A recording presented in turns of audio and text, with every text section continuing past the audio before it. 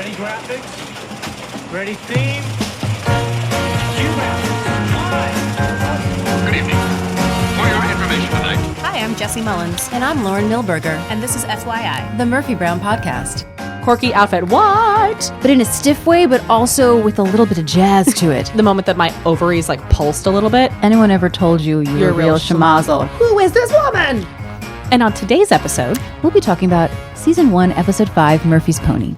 Hello, everybody. Hello. Welcome to Happy Christmas Kwanzaa Day. Non-secular holiday. Yes, this day that happens to, for some people, be a holiday. Just December 25th. Just December 25th. Or Chinese food and Christmas. Hey, whatever. We're currently recording it during Hanukkah, so for us today, and for Lauren, happy Hanukkah. Thank you. And for everyone listening on December 25th, when this is actually airing, happy Christmas over the pond and Merry Christmas here. While you were listening to this, I am in a multiplex with my family, and then we're going to go out for Chinese food. Hence the reference. Nice. Yes. Yeah, we're going to, as you're listening to this, I am definitely sitting on my sister's couch, drinking coffee with eggnog in it, and cuddling probably with either her cat or her puppy. I've never had eggnog. What? It is my favorite thing. I am so glad it's not available all year round, or I would be 3 times the size I am right now. Just never kind of came across it. Oh my gosh, I'm going to fix this for you. So we are talking about Season 1, Episode 5, Murphy's Pony. Oddly enough, the first episode is not named after the featured song in the episode. Good point. Right? So I think that because it's not the title, that's why we had trouble remembering what the songs were. Yeah, because I've talked that this is one of my favorite songs, Heatwave. Mm-hmm. And yet it is not listed as my favorite song on the website because I couldn't remember that it was in Season 1 when we went through all the songs. So everyone, the website may be different by the time you're listening to this because we may have changed it. This episode is written by Diane English, directed by Barnett Kellman, kind of the Wonder Duo. It aired December 11th, 1988. The opening song is Heatwave by our favorites, Martha and the Vandellas. It was penned in 1963 by Holland Dozier Holland, a songwriting team we're familiar with. And it, let me see, on the Gordy label, it hit number 1 on Billboard Hot R&B chart, stayed for 4 weeks. It's a good song. It's a classic. And peaked number 4 on Billboard Hot 100. Pretty nice. So, well done, team. So we open with the song Heatwave by Martha and the Vandellas.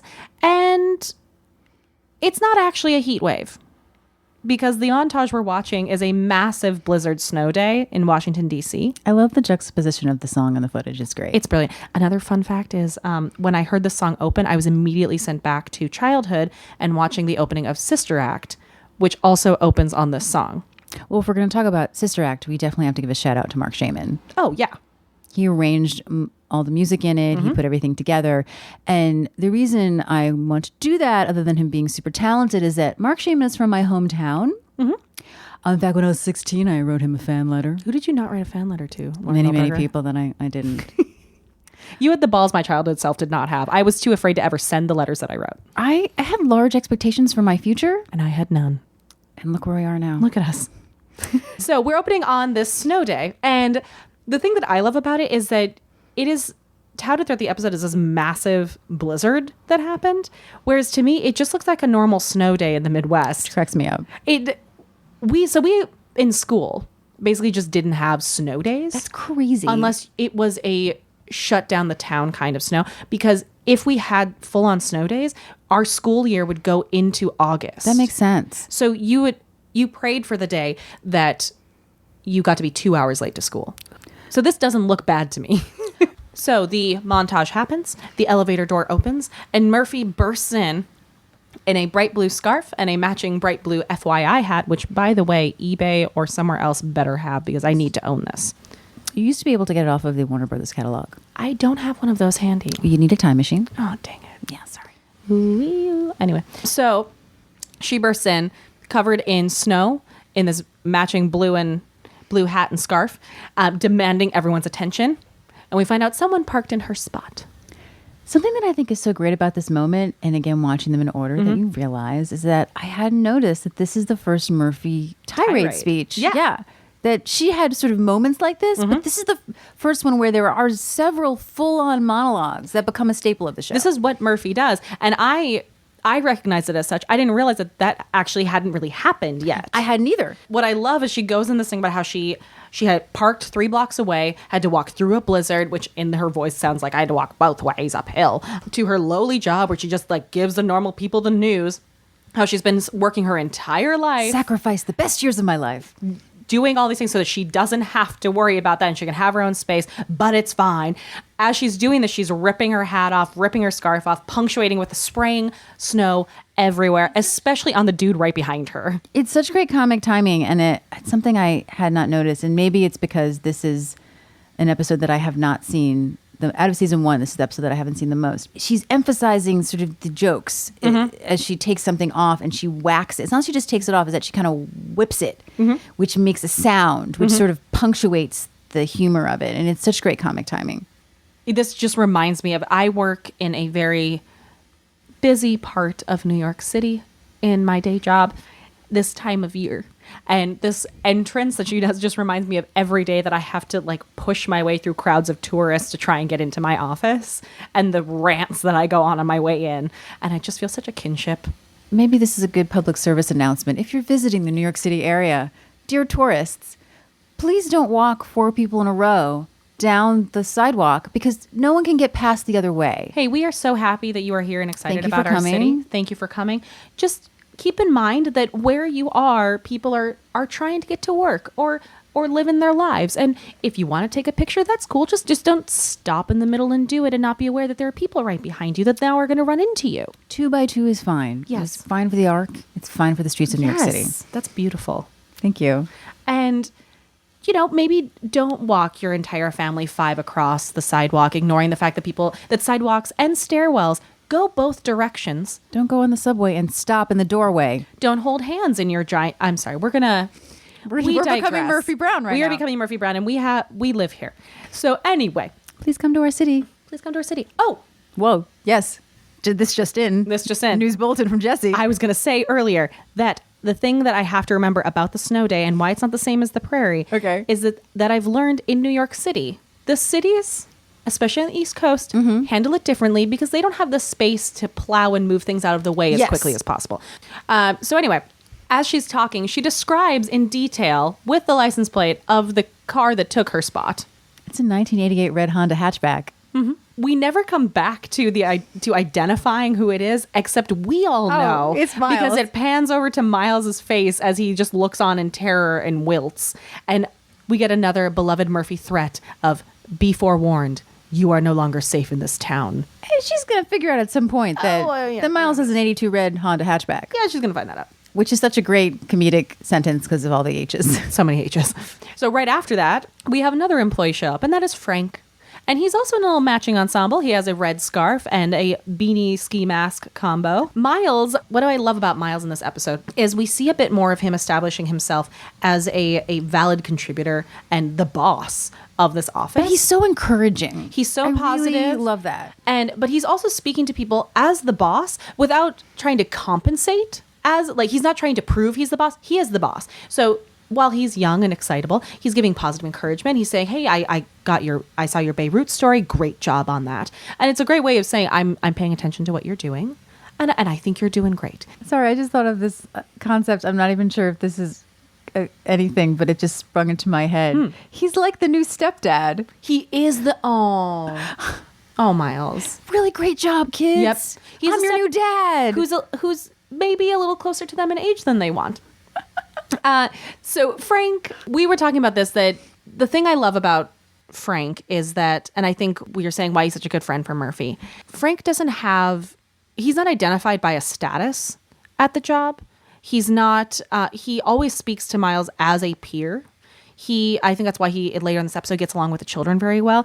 Frank is very secure in who he is and doesn't need to compensate for anything. And so the way he talks to Miles is as an equal, and even as his boss, taking in the feedback and so on. And we haven't quite seen neurotic Frank yet. We are going to find out that under that Frank is extremely neurotic. He's a been in mess. therapy. However, we may not have neurotic Frank quite yet, but we're getting an inkling of it in that he really doesn't want to talk right now. He just got back from the airport. He's been gone for 3 weeks. Beirut has nothing on Dulles Airport on Christmas. And we find out that some old lady body checked him at baggage claim, thinking that he was stealing her bag. Frank's response to being accused of stealing this woman's bag is, like, I really want a paisley tote with I'm Billy's grandma embroidered on the side. And then Jim enters.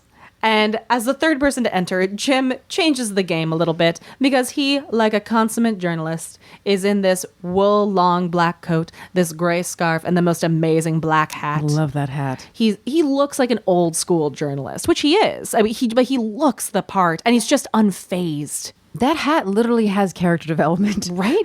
It's amazing. And what I love is that he's barely dusted with snow. He's just chill. Morning, men. Morning, men. Hope the coffee's hot. It's damn cold out there. Something I realized, because I typed out a couple of Jim's quotes in this episode, is he talks in very short sentences, like he's doing the news. It's statement, statement, statement. I love it. It's so Jim. And you've mentioned this, and it's something that I love, is that the way that these characters are developed on the page is you can look at the line and know who said it. And that is such a Jim thing. And there are also very few writers who can achieve something like that. So he is wearing this very chic ensemble and unfazed by the blizzard outside. I'm sure he got his space. And he's holding a red shopping bag because he had to grab a last few things. He got Dan Rather and Tom Brokaw the same thing. We were talking about before we recorded was that the way that Jim goes crazy. Like he says, I went a little crazy this year. And you just see that he's still very proper and put together, but he has these little like shakes and twitches to him that he think like it's like a slight widening of the eyes that is Jim's. So he says, I went a little crazy this year. And he pulls out this, what to us now looks like this dinky little hair Looks like dryer. a little tiny, like hotel. Yeah, it looks like a hotel little white hair dryer. And he says it got the 4-speed with the wall mount. And then he pulls out one with a diffuser attachment to it that looks space age. Looks huge. It looks huge that he got for Ted Koppel. What I love is, and it's really subtle, but and this is just a great testament to Charles Kimbrough, is he pulls it out and he sort of shakes it a bit, but in a stiff way, but also with a little bit of jazz to it. He's really letting go. Yeah, and it's so subtle because I think it must be so hard to play that sort of stiffness. Because I know Charles Kimbrough is a real fun guy. Yeah. Not that I know him personally, but When we had coffee yesterday, Yeah. it was real fun. and so to do that, but also like add a little bit of excitement to it, I mean, jumping ahead to the end of the episode, when Jim dances, oh my god, it's my favorite. It's just, But the shaking of that hair dryer has always been my favorite, one of my favorite physical moments that he does. I don't know why. It's so crazy, but I love it. he's really, Charles Kimbrough is just locking into Jim at this point, and it's why he's one of my favorite characters.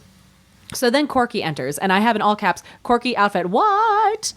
She has this black pencil skirt on, this red blouse. Again, she's like pulling off these like long sleeved, lovely outfits with a red and white black scarf pinned again like she had last episode. And what I like in this first season they're doing with her, and so that she's not directly in style competition with Murphy, she doesn't have the same hairdo. Her hair is often in the half back, half up. Sometimes they hairdo. do, though. I don't know if it continues, but this sort of hairspray side thing, Yes. particularly in the pilot, their hair looked exactly the same. Well, and I think, they worked out of them looking exactly the same after Yeah. Devil with the Blue Dress on. And that was also just that sprayed side was very of the time. But I love that she has a lot of hair clips, which I try to clock every time. And this one, she has this gold bow in the back, and the center of the bow is this gorgeous white cameo. I didn't have the cameo, but I definitely had a gold bow clip. I have so many clips. I love it. So Corky walks in, and sweet Corky, she is playing what she knows. She is playing gender dynamics and how she thinks girls talk. And in this particular scenario, she walks in, saying she knows they're just standing over there by the water cooler talking about women. And sweet Miles is still very literal at this point, and says, no, we're not. I think he also just is new to knowing Corky, because I feel like later on he gets more upset with her. But then also when you get more comfortable with people, they become like family. Exactly. And you act a little bit, out of turn. But he's very confused by her assumption. And she is on a mission, as Corky does, and has discovered that no one's doing anything about the Christmas party tomorrow. So she's taking charge and needs to fill some committee positions, which I wonder how many people she has to create committees, actually. I feel like except for kind of the main crew who have more of, Murphy Frank stature at the show, I think that she's hard to say no to. I believe. Which is why I'm surprised that she has Miles decorations. If she has so many people, they could probably just run out and aren't. But But she doesn't think about that stuff. of course not. It's one of the first times where I think he's acknowledging that he's not going to do grunt work because that's not Yeah. what like he's busy. Also, I think there's something to their relationship because he hired her. Oh, So yes. she's the one person that he can kind of school around if he needs to. And he says, no, I'm, and then she appeals to his Christmas spirit. And he says, I'm not required to have any. I'm Jewish. Which Corky then laughs off with, oh, no, you're not. And just walks away. You are not. I'm going to guess, based on my experience in this interplay, Okay. is that Miles is Corky's first Jew. I guess that would make sense. I have been many people's first Jew. This makes no sense to me. Yes, because You're from Jersey. From Jersey. I went to college in Long Island. I went to grad school in New York City. I have lived in New York City for many years. And even still to this day, I am sometimes people's first Jew. People, I grew up in the prairie in Minnesota, and I knew Jewish people and Mormon people. I don't understand. Sort of flabbergasted by it. Well, And I've gotten questions from, oh, well, Jews also believe in Jesus, right? No, that's actually the big, huge difference. that's kind of the thing. yeah. To in high school, do you celebrate Thanksgiving? Oh. Yes, of course I celebrate Thanksgiving. Why would I not celebrate Thanksgiving? I have so many thoughts and reactions to that would take us off topic. But needless to say, these are things I have never said. Sure. I'm going to guess that you haven't. I think it's interesting. I'm not trying to bring down the podcast. I think it's interesting. No, I think it's really, So I think really that sad. I don't think that Corky is one of these people that No. we're alluding to. I think that the thing is that since Corky has never met someone who's Jewish, that's something that's alien to her and very different. And he doesn't seem alien or different to her. Exactly. And so So why would it he be that doesn't- thing? Some people that I've met, I get that sort of connection of, oh, well, it's just the experience. Just like when I went to college, I didn't understand that there were different denominations of Christianity. Oh, Lord, there are so many. Yes. So I made the mistake of calling someone Catholic. Ooh, and that's for people who grew up in Christian households, like if there's one division, it's Catholic and Protestant, let alone all of the Protestants. She was Protestant. But yeah, and I find it hilarious now. But it was definitely a teaching moment for me because I was brought up with there are Jews and there are non-Jews. That's what it is because that was my experience. Sure. Particularly, growing up in this country, which is a very Christian country. That happens throughout lives, regardless of if you're in America, but it can happen where it's your country and everyone else. It can happen where it's your family and everyone else. Like you start with your first identity, and so everything outside of that is an other. Exactly. Until yeah. you're exposed to more So diversity. it makes perfect sense that, but as the show goes on, Corky learns a lot more. Sure. Oh, does she? In this episode, even particularly. Indeed. So the elevator opens and these three young kids come out, sort of jackets falling off and hats, They're little really paper in their cute. hand. Murphy comes out of her office. She's finally gotten the approval to follow the president to China. Yeah. The way that Miles reacts, it seems that this was something that she's working hard on and they weren't sure what happened. He's like, I knew you can do it. And these kids come up and they ask if she's Murphy Brown. And she says yes. And one of the kids goes, is this an old picture? Really? Is this an old picture? Again, And- riffing on how Murphy looks. And this is the second time where there's been a joke made at Murphy's expense, and Miles gleefully giggles behind her. Oh, I didn't notice that. After the Murphy Lowenstein thing. It's the same thing where he's just like giggling behind her unabashedly. So Murphy thinks they want her autograph. She wants them to go away. They're collecting for something. They hand her this letter. What I love is that you can tell the pictures from out of a magazine because it has Yes. like an ad on the back. So that was a really, really good detail. And the letter pretty much says that their mother just can't take care of these kids. It's very sad. Is giving the children to Murphy because she's seen her on TV and she thinks that she would be a better mother to them than she could be. It says, Dear Miss Brown, these are my 3 children, Joey, Michael, and Lily. I love them very much. I think I paraphrased that part, but she loves them very much. She can no longer afford to keep them. I watch you on TV, and you seem like you could give my children the home they deserve. Which, ow.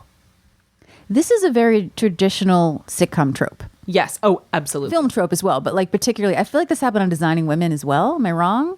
I would not be surprised. I don't remember Designing Women. I don't as well. remember it that well. My But friend- this is not an unused. Yes, an unused Trope. trope. She asks them where their mother is. The kids don't know. Miles reads the letter and goes, no, I don't think this is a joke, guys. Because Murphy figures the parking space, this. Exactly. Yeah, someone's pulling something. And when she asks him, where's your mother? She says, Mom says you're our mother now. Which again, Murphy's like, sure. She's just like strutting around, ignoring I can't it. be your mother. I don't like kids. That's why I don't have any. Ooh. Cut to. Cut to. So Murphy just goes, fine, I have to go to China. You're the boss. Handle it. And she goes into her office. And leaves Miles with Yeah. these kids who immediately start messing with stuff. These are terrible children. They're actually not that terrible, but the funny thing is like they walked in on their little mission, not touching a thing. The second they deliver their mission, then they start messing with everything. Well, watching it several times this week, I did think, you know what? It's a very traumatic situation. These kids just want their mom. I should cut them some slack.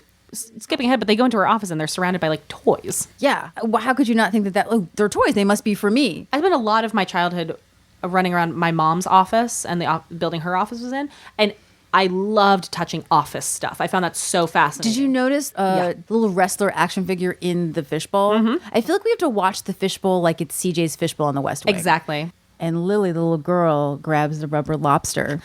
Do not touch that lobster. You can't play with it. It's mine. It's so childlike. So I feel like because this is an episode written by Diane English, Yes. that we need to mention, if you don't follow Diane on social media, She loves lobsters. loves lobsters. Anything. And this has to have been Right What You Know. She Yeah. gave her a little Easter egg of lobsters. So Murphy asks if the kids know Connie Chung. They can be her mom. Miles finally suggests that the kids are just going crazy in the office and Murphy can't take it. And Miles suggests that they just call the police, social services. And Murphy's like, you're right. You know, I'm famous. This will be resolved by lunchtime. By lunchtime, this will be all over. Famous last words in a sitcom. Guys, guess what? It's not over by lunchtime. not over by lunchtime. We cut ahead, and she's on the phone saying, please don't transfer again. Please don't put me on hold again. And the kids are... Well, so we have the boys on the floor with Frank playing cards. Can we talk about Frank and the kids? Oh, in a second. Okay. So the boys are on the floor with Frank playing cards. Lily is over on her chair, kind of half sitting on the desk, trying to be with her. And she says she can't listen to Vic Damone sing Silver Bells one more time. So she hangs up. And then we focus in on Frank and the boys. And this is the moment that my ovaries like pulsed a little bit because he's teaching them 5-card draw. And he has this great moment where he says, what do you do if you draw 2 kings and an ace? And I think it's Joey. Draw 2 to the pair and hold the ace kicker. And he's so proud of himself. And Frank is so proud of him because he passed this on. It makes me really happy. I just literally wrote in all caps, Frank is so good with kids. So good with kids. He must have like 17 nephews. Well, he's got so many siblings. Yeah. It also made me go, I mean, I know that for Avery, I'm sure that Frank and Eldon were like fathers to him, right? Sure. I mean, Sure. the sort of the main 2 men in his life. But I really hope that after we left the series that Frank found someone and had kids. Frank is, he's Such a that guy great you're like, I dad. just want you to find someone and have some kids. You'd be such a good dad. Yeah. So, He's lovely. And in that, like, he's somebody, his security in himself, he knows he's a neurotic mess. He knows who he is. He's confident in who he is. I think it just makes him comfortable around kids. He's not trying to be anything but himself. It's when I was a kid, I was the only kid most of my life. Most of the people in my family were adults. And so I was always drawn to people who spoke to me like I was one of the adults. Yeah. Frank talks to these kids like they're people. Yeah. And kids love that. Kids know when you're talking down to them. They don't I always like try it. to do that. Absolutely. At the same time, Lily's playing with scissors. Yeah. Frank, Over there. I love that she's like, Frank, can you? He just picks her up, Yeah. takes her over. Like he's such a dad or an uncle. He just is ready to go. And Auntie Corky. Now I know she says Auntie Corky. I refuse to acknowledge that as the pronunciation. Auntie Corky pops in with 3 ice cream cones, and of course she loves kids. And she says I love you, Corky, but she says a semi-unforgivable thing. I have the quote. Do you have the quote? Oh, I have the quote. Go for it. And I will say, I love you, Corky. This is unforgivable. She says, it must be really hard watching them with no one special in your life, and you're probably not ovulating anymore. This is one of my favorite lines of the whole episode. It lands Corky? with me differently now, though. She is not a senior citizen. What the heck? But a lot of younger people think that 40 is old. Sure. And I will say, she's, first and foremost, She should know that you still get your period when you're 40. True. She's not 21 years old. She's True. not a baby. She's not. She's an adult woman. So she should know better than that. However, there is also the balance of the fact that the way Jim and Murphy make snap judgments about Miles being young or Corky being young. So there's a trade-off. When you're in the younger demographic, you assume things of the older demographic that once you get to that age, And for a you while, realize this is going to be, Murphy's sort of, that's their dynamic. Yeah, because Corky's just very honest. Yes, so I appreciate that Corky's not coming from a place of judgment, and that's why we love Corky. She's not coming from a place of mean girling. No, she's when not. she says that, but Corky, come on. But that's her frame of reference. That is. And I love her, but dang, Corky. When I was 30, someone told me my eggs were too old. That's so wrong. It's a funny story now. Oh, sorry. Well, unless you have a family history that says otherwise, that's ridiculous. I agree. It's a funny story now. I think I may have cried at the time. Probably because, yeah. I was on a J date. No. I was. Of course you were. I'm sorry. So this guy, we're chatting. We're having a really good conversation, longer than usual. And then just sort of out of nowhere, he changes the subject. And he's like, Lauren, I want you to know that. Because he was maybe 5 years younger than me. Okay. He said, Go you, by the way. thank you. I look younger, so I tend to date younger people. And he said, because I'm in college right now, and then eventually I'm going to go to law school. So I'm going to be in school for a while, and I want to have children. By the time I get out of law school, you'll be pushing 40. Wow, there's so much to unpack in that. Mm-hmm. Many assumptions. Yes. So I, of course, got very upset at this, considering we had been talking for that long. But he just wanted to be honest because he's not looking for a relationship, but we could have some fun if you'd like. Yes, because you're a lost cause if he was looking for a relationship. Sure. I want to hit him. Just with a women's health book. I want to hit him with that, along with all of the other assumptions that were in that. I did get him back a little bit. Ooh. So I, of course, got very upset at that. And he said, well, one day you'll make a really great MILF. Oh. Now, I didn't know what MILF meant at the time. Oh. I said, I don't know what that means. And he said, I'm not going to explain that cultural reference to you. To which I said, I'm typing. To which I said, well, excuse me, I have to go join AARP. And he said, what's that? And I said, I'm not going to explain that cultural reference to you. And then I closed the window. Yeah, you did. Then I cried. And that's okay. So you walked out strong. You mic dropped that, and then you had your moment. And in a comic dialogue. Yeah, you did. I did. I'm proud of you. Thank you. So, sweet Corky puts her foot in her mouth without realizing it. And then we're out in the main office area, and the kids are giggling with ice cream, and my inner self is dying a little bit because they're using the conical sugar cones. It's dripping everywhere. I can't stand stickiness on my hands. That's why I don't like those particular ice cream cones. I usually get things in a cup. I figured they picked it because it probably stayed on Jim's head better. Jumping ahead. Sorry. So I just don't like dripping everywhere. So I don't like those cones, and most people like them. They're delicious. Waffle cones are also that shape. I like a cup. I like a cup. I don't like stickiness, and I don't like feeling like I'm being rushed to eat my food, and then it starts dripping out the bottom. So I'm just saying I'm right. And then Jim walks in, and what I love again with this, the way he delivers things, says, "All right, now what's this I hear about a bunch of unruly tots tearing up my newsroom? Hardly the kind of behavior that will get you anywhere in the world. Now gather around at that desk, and I'll tell you a story." He's so fatherly. He's so fatherly, and I was just like, "Oh, Jim." And he uses his TV voice. It is. He's night like, now before- what is this I hear about unruly tots? The night before Christmas. 'Twas the night before. So, Sorry, again, Jew. One of my favorite things in this moment, and I realize that on these podcasts I say my favorite thing, one of my favorite things. Oh, me too. I love things. I love them hard, and I love them strong. But there is a moment when the kids are sitting on the desk where the little girl playing Lily just is looking straight at her handler behind the camera. She is just looking out to make sure she's in the right spot. Should we quickly talk about these kids who play them? Yes. Okay. So we have Todd Cameron Brown as Michael, who, I love this, I discovered is Jules at the end of Back to the Future 3. Yes. For our sci-fi Back to the Future time travel fans. At the end of Back to the Future 3, Doc Brown has two kids named Jules and Vern. And one of them is the kid who plays Michael. Yep. So then we have Eden Gross, I believe is how you say his name, playing Joey. He worked a lot in the 1980s and 90s. Much. I recognize his face right away. Exactly. He's all over the place. And then we have Chelsea Hertford as Lily. Much like with Todd, just didn't really work that much into adulthood. So Jim starts 'Twas the Night Before Christmas, and the kids immediately kind of look at each other like they don't care. And the kid playing Michael, I believe, just sticks his ice cream cone upside down on Jim's head, and the horror on Jim's face. Every time I see that, I just imagine how many times they had to practice it, because you can see he's trying to position it so that Just right. just right in the way that they told him to do it, so it doesn't fall off Charles Kimbrough's head up the right way. Oh, they must have practiced that so many times. Well, because it's a very, very deliberate boink.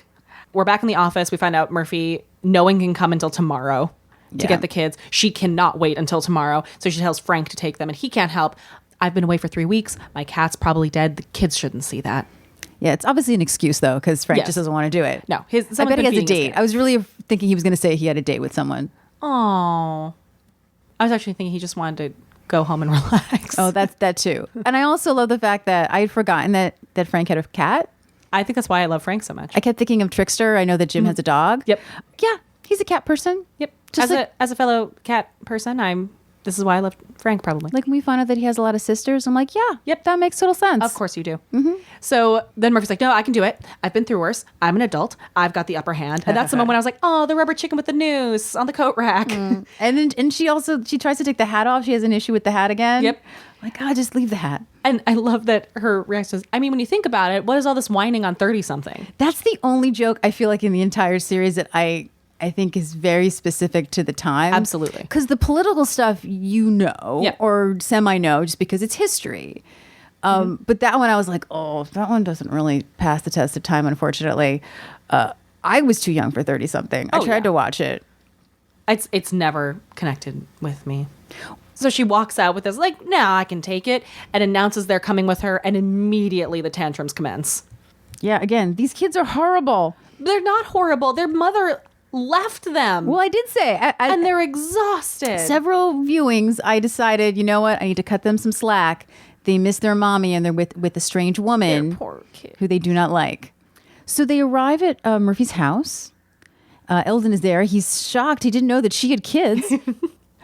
I love the fact that he thought that he's been there for a couple of months and he's just meeting her kids missed now. something. Yeah. And then there's sort of this great line that I've heard quoted a lot in articles is Murphy refers to herself like June Cleaver on acid, Which I love. which is a great line. Murphy tries to bribe the kids to not, they're hungry. wanna go home. Yeah. But she also does one of her sort of amazing monologues. An epic Murphy speech is what I wrote in the notes. So bribing's not working, and Eldon, who we later will know will be great with kids, goes, "You're not doing this right. Hey, kids, you want to paint the house?" At first I thought the roller he's holding had green paint on it, Yeah. but then I realized they were just green rollers. Oh, I thought it was No, because he touches something with it, and they're all just they're okay. unpainted yet. So my favorite quote within that little tirade is at the threat is, I want to finish by tomorrow, or I will take this roller and I will put it someone that hurts you. Is that clear? And this is sort of a template for the kind of sort of rants that Murphy is going to have. So this, as I said, like this episode has a lot of them. And he goes, I think mommy needs a nap. Now, I find very fascinating this episode and the commentary on women being angry. I'm not that happy about Eldon this has. joke, actually. Yeah, this next joke I am not happy about. And just, I mean, and they get into a little bit a kind of stereotypical parent fight. I do appreciate the fact that Murphy's side of it sounds more like the stereotypical male. She's the husband. Argument. Yeah, she's quote unquote. Yeah. In my family, that was actually more the dynamic with the male and female. So I actually grew up in a kind of not. But the thing is that we have Eldon responding to her upset with some. How about a Midol sandwich? I feel like maybe it's just not the test of time on the joke. I mean, it's like we talked about with the racist secretary joke. Yes, there you go. It worked then. It doesn't work now. It still doesn't mean that it's okay. It may be dated and it was okay then, but I think it's also important for us to talk about how it may have been okay then. It doesn't make it okay. The writing off a woman as like, she's just on her period. Yeah. You PMSing. I mean, you could also say that is Eldon, and that is Eldon making an inappropriate comment. Well, exactly. But in the same way that we say Corky making the "you're over 40, you're not ovulating anymore" joke is Corky. It is still of the time. Yes. So it's the same type of thing. I guess I'm thinking because eventually Jerry Gold is going to make some pretty inappropriate jokes. Yes. And I love an inappropriate joke, but I still think that dynamic of when a woman is being, if you use the term bossy about a woman, if you comment on, oh, she's upset because she's on the rag, like those kinds of jokes. Oh, I agree. This joke makes me cringe. It's cringy to me because it's a man making that joke, and especially at a time period where maybe it was okay to make that joke, makes that joke okay. Because the audience likes Eldon, so they're gonna be like, oh, because it's Eldon. It's funny. Whereas, and I'm gonna be hypercritical in this moment because I just don't think those jokes are okay. Agreed. That's all. So Eldon suggests that they go to a fun restaurant. Murphy reminds him that his truck doesn't have seats. I love that she says, is it a house painter place? I don't want to go to a house painter place. Like as if there are just like bars and pubs specifically for the ilk that are house painters. Actually, we do find out later there's a house painter bar. So we find out that it's the Washington Crab House. And I love that the waiter is like, "You're Murphy Brown." Oh, this is exciting. He's kind of holding it in. He looks like he's trying real hard to play it cool. He is, yeah. And this is the first time that Eldon is referred to as Mr. Brown, which always cracks me up. They put bibs around them, which is great, and then gives them mallets. And Murphy goes, "Good going, Eldon. Now they're armed." Which is horrible children. And then, which we alluded to before, Eldon and Murphy pretty much have a husband, wife, father, mother fight at the table. Eldon is too soft. Murphy is stuck disciplining them all the time. But it's weirdly enough, there are moments where Eldon says things that Jake just said in the last episode. Oh my God. You're really? always in control. You always have to control everything. They're just like, she was just told this in the last episode. We're really setting up a character dynamic. And I love the fact that they're already now a married couple. Also, I literally have this argument with my boyfriend about the cats. Where I'm like, I always have to discipline them, and I'm the one who has to like yell at them when they're on stuff, right? And like it's like what you do regardless of what type of child you have. And as this is going on, they are raining terror on the salad bar because Eldon's like, "Kids, there's Jell-O." Then someone, is like, "Will you please control your children?" Murphy tries to control them, and she can't, and she just goes the most Murphy of this episode. Oh, this quote. Off on them, which at one point she goes, "Sit down, you rotten little Huns." Just stop throwing food, you rotten little Huns, and go sit down. And you hear someone go, "Is that Murphy Brown?" And then what I love is I love those moments. What I like is that, like we've talked about, where she knows when she was with Jake in public, when she was interviewing, but she knows that people know who she is. And she has this moment when somebody says, "Isn't that Murphy Brown?" And she suddenly realizes that everyone can see her and puts on this very like fake, like, "Hello" kind of smile. It's also a bit of an embarrassment face, I think, as well. Oh, it is. But she's smiling through the pain of like, she's fine. So we cut to the next day. It is Christmas Eve at FYI. Corky comes in, same pencil skirt, but with a white blouse and black hair clip. And Phil is over chatting with her, and they're talking about the food for the party. And what I love is that Phil hasn't changed out of his apron or anything. He just has his coat on. But also, the coat is pretty much from 1973. Oh, it looks like a couch we used to have. So she's discussing food, and about wanting mushroom caps and petit fours. And Phil's like, he doesn't do that. It's weenie food. Levy calls it weenie food. Weenie food. He does hamburgers, chili, onion rings. He'll even throw in pork rinds for free. And she checks in with Miles, who breezes by, and he says, "Oh yeah, he canceled this week's broadcast to work on the centerpieces."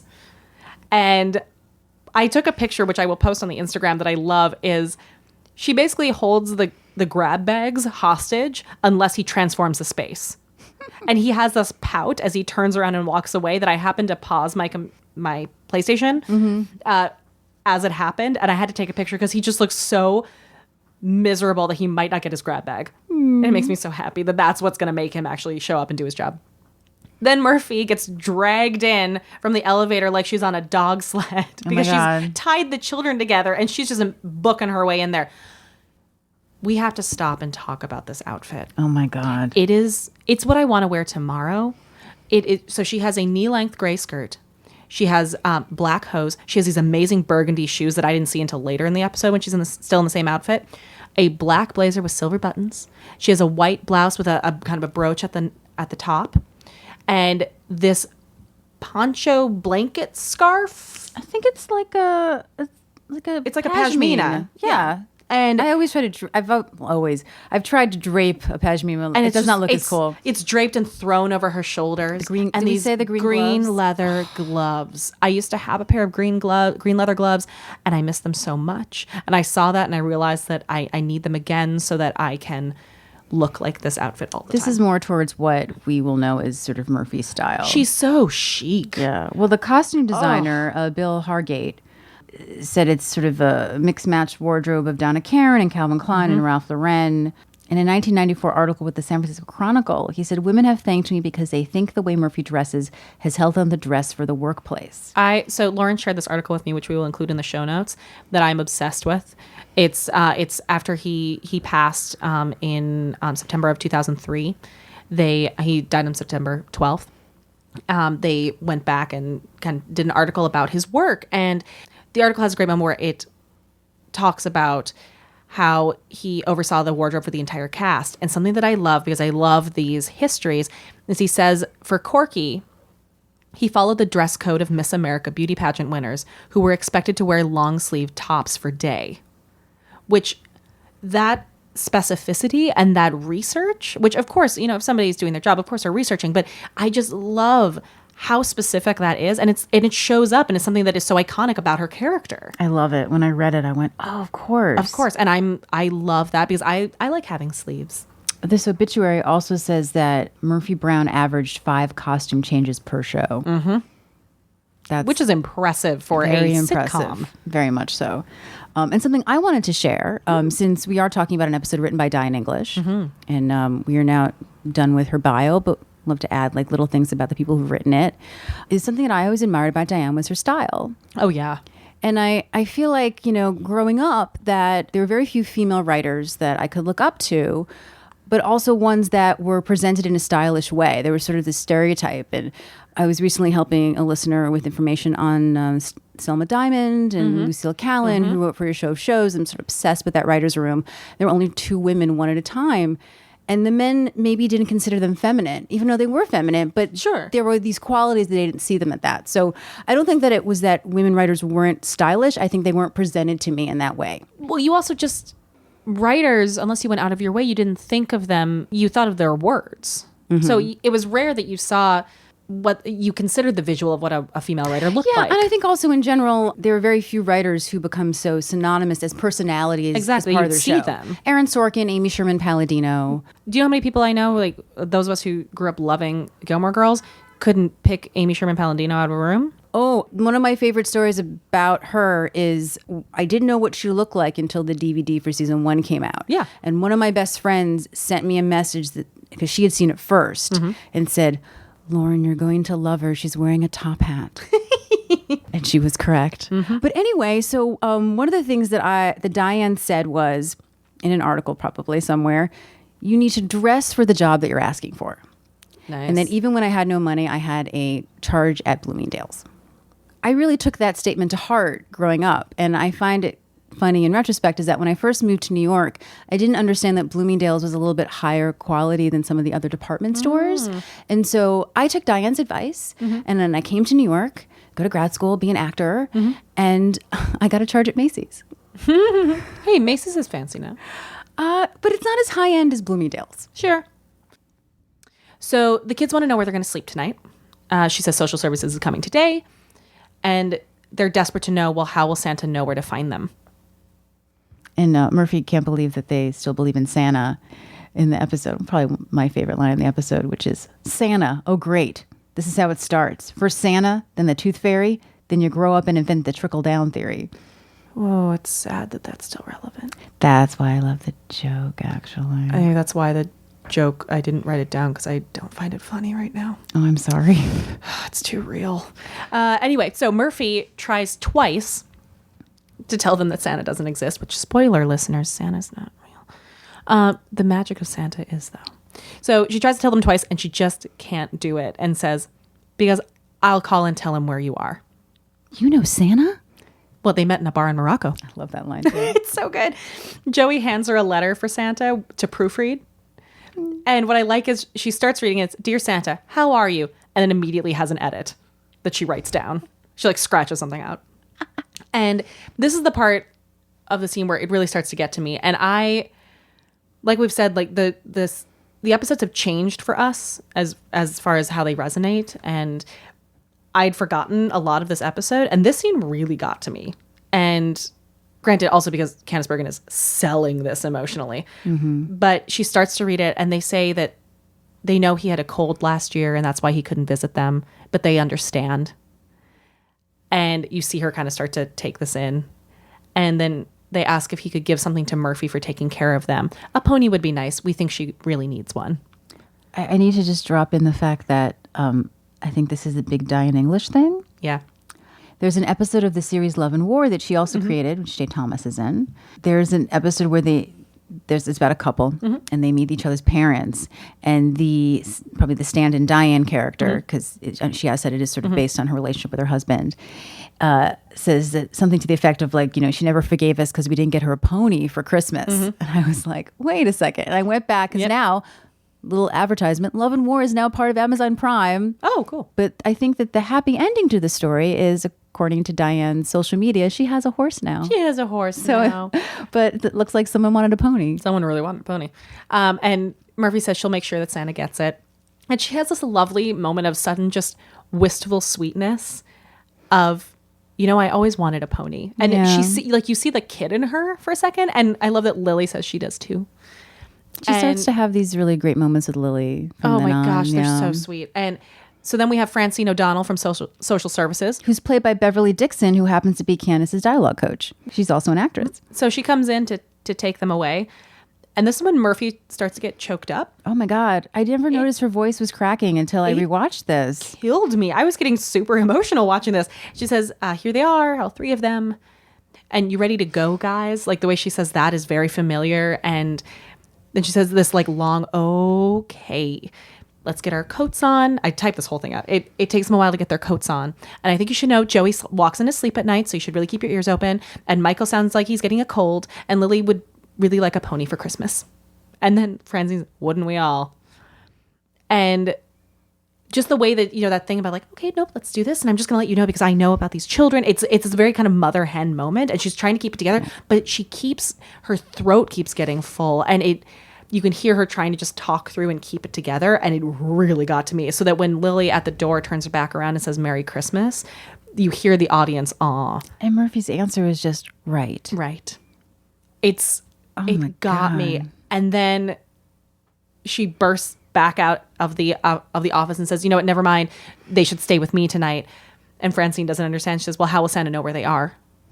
Because his memory isn't very good anymore. So we should keep him here to make sure. What Beverly Dixon does in this moment is so beautiful because she just stops and looks at her and says, speaking professionally, I think you made the right decision. Yeah. Which is the least professional thing she could have said in that moment. But I love that she just says, okay. And this is going back to your Diane English anecdote, which is she says she hasn't talked to Santa since he forgot her pony last year. But this isn't the time to hold grudges. So they're going to go shopping at the big toy store. She's going to make sure she calls Santa to make sure he knows. And I think it's Lily says, do we have to wear the rope again? And she just hugs all of them. Of course, nowadays, they literally make this for kids. Yeah, there are leashes on There are backpacks, leashes for children. which is horrifying. Yeah. So we cut to Murphy's townhouse. They have gone shopping crazy, including a skateboard, which Murphy broke. I love that they come in and they're complaining about it, and you think one of the kids broke it. And Murphy's... Well, the kid. This is one of my favorite. Sorry, I'm so sorry. No, go ahead. It's one of my favorite '90s tropes. Is children speaking like adults to adults. So the little boy is coming in. I think it's Joey. Says, "I can't believe you broke the skateboard. We bought it 20 minutes ago." And she's like, "Well, you tried in heels." We see it in especially in like Christmas movies and so on. So many of these kids that are talking and like parenting adults are their writing them. parents. Yeah. I love it. But they've been I think they've been well-written kids, actually. Yeah. So the surprise is that Eldon, wearing a shirt that's a present. He has a bow on it. It's a bow on his shirt. It's a wrapped. present.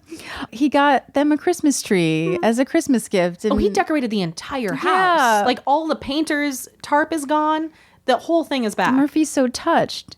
And then there's another surprise because Santa, a.k.a. Phil, who's perfect to be Santa, has come. He would come down the chimney, but he's got a bad back. Yeah, he has bad back. And have you ever tried to lift one of these things? Because he's bringing in a pony. I also like to point out that Eldon says, Well, she says she's never seen a tree this beautiful. She's so touched. And she's so touched. And he said, well, he was going to get her something for Christmas. It was this or a water pick. He's practical. He's practical. Yeah. So Murphy thanks Phil. He's like, just give me $100. It'll be fine. You know, they have a great sort of, she puts like her arm around him as they walk as towards she the walks. door. Oh, Yeah. can I just, one of my favorite Phil things. Yeah. Is he says, oh yeah, they ask him how he gets around in one night to give toys to everyone. And he says, oh, I got a really souped up sleigh. Brought a couple elves in from Japan. Took the thing right to the 80s. Every time he says the 80s, it like takes me out. And I go, oh, that's right. We're yeah. still in like 88. Yep. It's still the 80s. So it's a 90s show. Also, they ask if he found their mommy yet. Yeah. And he says that he doesn't, you know, he's working on it and Don't give up hope. No give up hope. Yeah. And then apparently one of Murphy's bedtime stories is about Watergate. It makes me so. And she says, and Lily says it wistfully, can you tell us about that? And she says, if you're good. This comes up a lot. Yep. So there's a knock at the door and they think Santa forgot something, but it is actually the kid's mother. The thing that bothers me, though, is this entire, and I don't know if I thought this when I was younger, but as an adult watching this, who gives the children to this lady? She's been MIA for 2 days. She just surrendered her children, and shows that, like, who told her where the children are? How did she know how to get to Murphy's house? How did she find Murphy's house? Who deemed this woman who just dropped children off with no with no chaperone at an office building is fit to have these children back? What was she doing? I'm so distracted by her showing up by herself with no one to like support her being there. Well, I think it's why it's not one of my favorite episodes, although I'd rather watch this than most things. I think if I'm able to suspend my disbelief, it's a very touching scene, especially with the way Murphy deals with it and says, She like, really if you does, ever need yeah. anything, contact me. But I just cannot get past who gives these children back to this woman.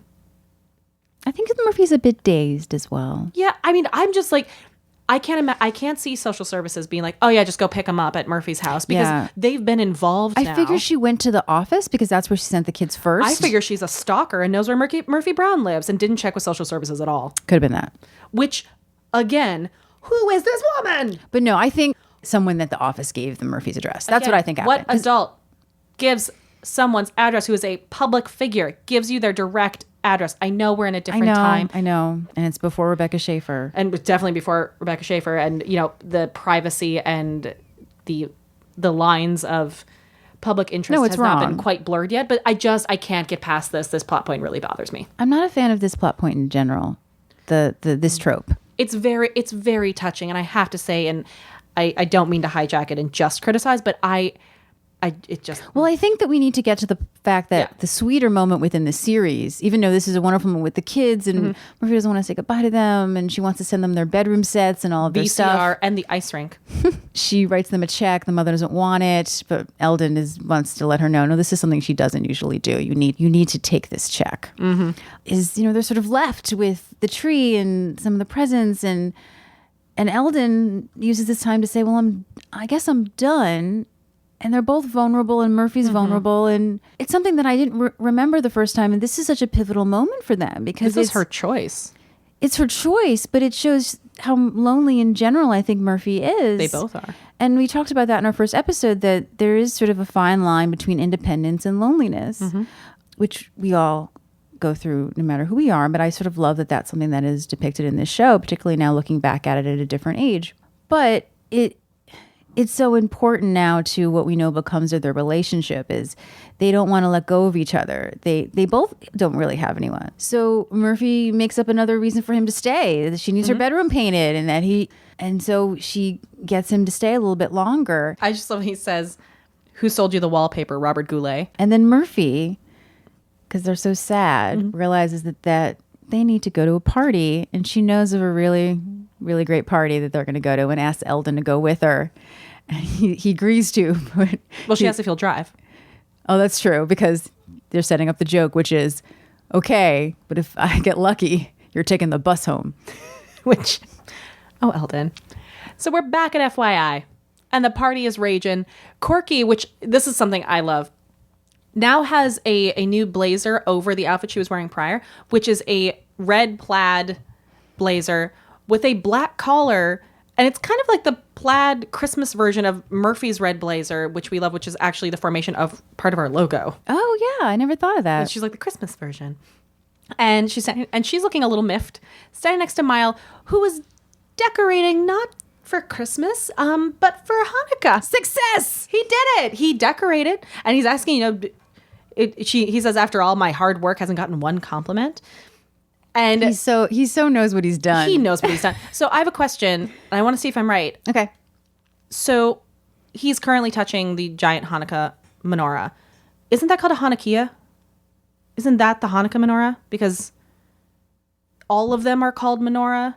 Yes, so they're And all there's called a specific menorahs. one for Hanukkah. Yeah, because it has the 9 because you have the Shema in the exactly. middle. The Shema is the one that used to light all the other ones. I was trying to remember what the name of it was. I wasn't sure if you knew. I mean, I know there's a special I'm not the name. best Jew, Hey, you're the best Jew I know. but I remember Shema. And then she says something that I want to ask you about. I'm excited. After all my hard work hasn't gotten one compliment, she says, "You're a real schlemazel." I think she says, "Has anyone ever told you you're a real shemazel?" And walks away. And I was like, okay, so I don't know what that means, so I'm going to look it up. And it's specifically defined as a consistently unlucky or accident-prone person. So I want to ask you this question, but I want to pose it in a way that a podcast I enjoy called Harry Potter and the Sacred Text uses it, which is the Jewish practice of havruta, which is that I want to ask you a question and I want to give you my what I think the answer is. Okay. And then your job is to give a potential other answer, which might be the correct answer. Hi, Lauren Milberger for the Jewish side. I'm ready to go. It's not a side. It's you're connecting and understanding something by asking each other questions. Oh no, I was just like pretending I was on a quiz show. I know, but you're missing the point. Okay, sorry. So I think that she gets us wrong unintentionally, that she did about half her research. And because this is not a commonly known Jewish word. So I think that she took the fact that he had said earlier that he was Jewish and actually eventually processed that and looked into it and found a word. And because I believe, if I'm correct, this comes from a story and that she got the wrong part and applied it to him. I love that you've thought this hard about all of this. I care. Because my first thought was, little highfalutin Yiddish for a woman who had never met a Jew before. So I love this. And So this where would makes she have gotten it? much more sense because I do this kind of stuff about Jerry. So I think she does get it wrong. But I think there's probably 2 parts to it. Okay. This is my guess. Okay. My guess is that word is replacing another word that they weren't allowed to say. What is the word? Schmuck. Oh, you weren't allowed to say that then? I wonder. Interesting. Okay. I mean, it's interesting because I played Gilda Radner, so I know a lot about SNL. Yep. And when you read the big SNL book, they talk a lot about, well, can we say this word or can we say this word? Yeah. And sometimes they would try to get certain things by practice and standards that they wouldn't realize. So it could just be the person who was reading the original script and was like, you can't say that word. I know I've heard schmuck on TV before, Yeah. but I can't remember when. But schmuck, translated, probably is a word that would not be able to say at the time. Sure. So I wonder if that's the case. Because there's no way that he's a schmazel. Well, yeah, because if the shemazel is a consistently unlucky or accident-prone person, that doesn't fit this reference. So shamil and shemazel are words that usually come together. That's, I think, the story I'm thinking about. Yes. So here we go. So most people might know Shamil Shemazel from Laverne and Shirley, which is actually the first time I even That might heard be it. where I know it. Yeah. Shamil, Shemazel, Haas and Fett Incorporated. We're gonna do it. So you could maybe Corky learned it from Laverne and Shirley. Sure. You know. But the story that is usually told to explain the difference is that so the Shamil is a klutz. And the shemazel is an unlucky person. So the idea that the shamil spills the soup on the shemazel. So the shamil is a person who is like bumbling and a klutz and inept. That would be me. Spills things. Whereas the unlucky person is the one that has it spilled on them. Funny enough, when I talked to my mother about this in preparation for this episode, is the soup story is the way she'd always had heard it. The way it was explained to me, and she was like, I never heard that, was the shamil is someone who falls out the window and the shemazel is the guy that the guy who falls out the window falls on. Oh my gosh, that's way more aggressive. Yes. So that was That's violent. That's how it was described to me. I mean, it's very clear. It's very clear. We can assume that Corky used the word incorrectly. Also, though, Shemazel comedically does have a certain It ring sounds to fun, it. yeah. It sounds better. So even if you want to say his... Shemazel sounds like it sounds Jewish. Yes. And so in that moment, when Well- she calls him a Jewish name after he decorated part places- of the word is mazel, Exactly. which is luck. Yep. Which makes sense. So it's Shemazel, bad luck. Yeah. And I mean, it's the joke makes sense regardless of if she understands the word, because he decorated for Hanukkah, so she puts him down with a Jewish word. So Murphy appears. Everyone's like, Murphy's here. And she says, oh, this is my friend Eldon. And he's her friend. And what I love is Corky, who's still in like party planning mode, says, okay, Murphy showed up and she brought a friend. So let's all think before we take that extra meatball. And she walks across and Eldon just follows her with this longing gaze I love the way that Murphy just like hits him in the arm. and then draws his attention to, Yes. let's play some real music. And he has been holding a boombox the entire time. Can we talk about this boombox? I think we own that boombox. This boombox is like out of a movie from the 1980s that involves some kind of breakdancing that I used to watch. It looks like a boombox, and a boombox from the 80s in a movie about boomboxes from the 80s. Yes. It is so like stereotypical boombox. The movie is called Boombox from the 80s, Electric Boogaloo. Electric Boogaloo. Electric Boogaloo. And so we start playing the other song from this episode, which is Ain't Too Proud to Beg by the Temptations. Song so much. Ain't Too Proud to Beg is actually the name of the Temptations musical that will be at the Kennedy Center and hopefully come to Broadway. Nice. It's a little segue into that. So Ain't Too Proud to Beg is a 1966 song and hit single by the Temptations. For Motown Records, it is also on the Gordy label. The song peaked at number 13 on the Billboard Pop charts and was a number 1 hit on the Billboard R&B charts for 8 non-consecutive weeks. It's a good song. So for the second time, we see Eldon and Murphy dancing together, and they're just jamming out, and Eldon announces, challenge dance. Jim goes, what's that? And they form the lane, and our pairs that go down are, we have Eldon versus Murphy, looking fantastic. Then we have Frank versus Corky, and what I love is Corky's actually doing the pony, the dance step, in the episode about the pony. Just saying. Then we have Phil as Santa versus Miles. And finally, Jim by himself, standing there looking a little uncomfortable. Everyone says, come on, Jim, and encourages him. And we end the episode with Jim popping the button on his suit jacket. And well, he tries.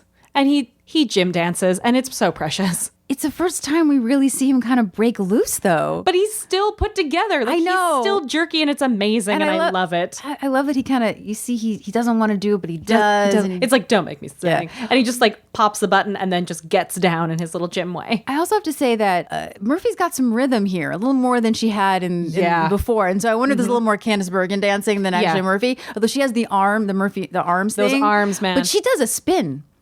She does a pretty awesome she spin. This scene is so much joy. I love it. It's such a great ending to the episode. We emailed Barnett Kilman. He talked about how much he loved this scene and that it was him and Robert's idea to have Eldon notice Corky. Yeah. Which then later on the writers do take up as a thing that he's in love Absolutely. with Corky, which is such a great little element that sort of was added and they go on. and it's just a visual moment. And the writers were like, oh, let's take that. Let's make that a plot point.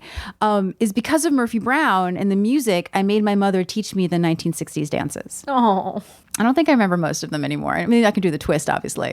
And something interesting, too, they talk about the challenge dance, which is very popular in the African-American community. Oh, yeah. And I always think of it as from Soul Train. Oh, yeah. I mean, that's the first visual I have. Yeah. So that's the episode. Yeah. That is Murphy's Pony. We will see you guys next year. Oh, my God. Next year. That's crazy. Please remember to follow us on social media, on Instagram, on Twitter, on Facebook. Our handle is Murphy Brown Pod. We have something different on each one of them. So please check us out whichever platform you prefer. Please check out our website. It's murphybrownpod.com.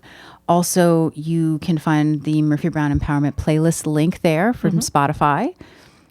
And please subscribe on iTunes. It would if mean that's so where much you to live. us. It please leave a rating and a review. It beyond our own self-congratulation and being excited that you care. We also that helps get us out to more people. It raises our visibility on those platforms. Please call the number that we provide and leave a voicemail. We'd love to hear how Murphy Brown has influenced you and what it meant to you. Yeah, and we'd love to include a little brief part of it on the episode. If you don't want to call the phone number, you can also record something on your phone and email it to us. The phone number is 646-450-6902. As we have recently been very excited to find out, we do have international listeners. So hi to our friends down under and elsewhere. And if you're doing that, the country code is 1. And you can email us at murphybrownpod, murphybrownpod@gmail.com. And our next episode will be Baby Love, featuring the song Baby Love by the Supremes. That's easy. Go listen. Have a dance party. And we'll see you in 2018, For another edition of FYI. the Murphy Brown Podcast. Schmuck.